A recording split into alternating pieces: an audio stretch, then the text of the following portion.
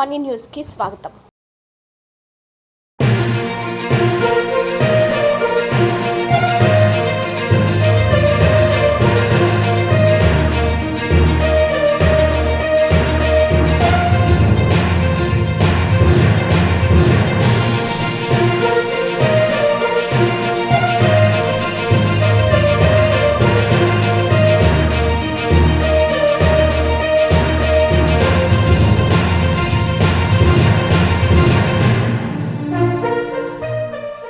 ఈ నెల 4వ తారీఖు నాడు రాష్ట్ర ప్రభుత్వం 115 జీవోని ఏఎన్ఎంలందరినీ కూడా ట్రైనింగ్ ఇచ్చి వీళ్ళని జిఎన్ఎంలుగా ప్రమోట్ చేయాలని చెప్పి వాళ్ళందరినీ రెగ్యులర్ చేసే పన్నాగం రాష్ట్ర ప్రభుత్వం పొందుతా ఉంది.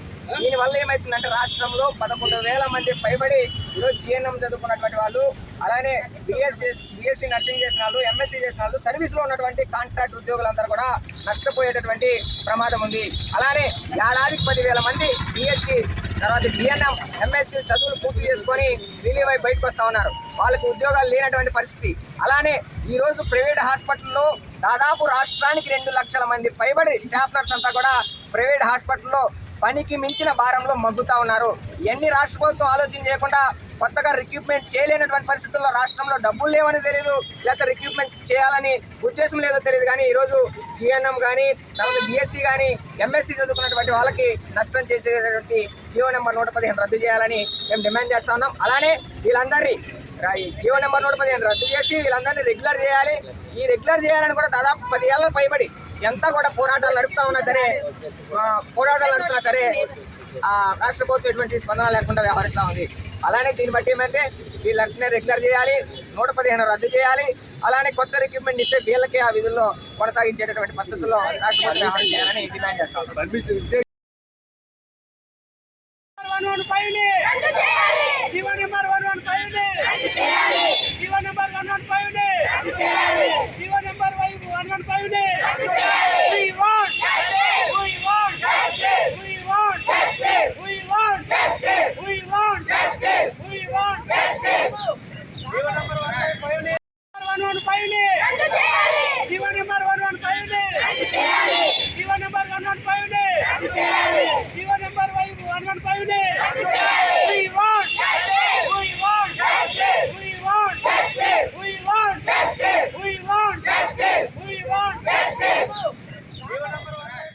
మన మన్యం వార్తా విశేషాలను వీక్షించేందుకు మన మన్యం న్యూస్ యూట్యూబ్ ఛానల్ని సబ్స్క్రైబ్ చేసుకోండి.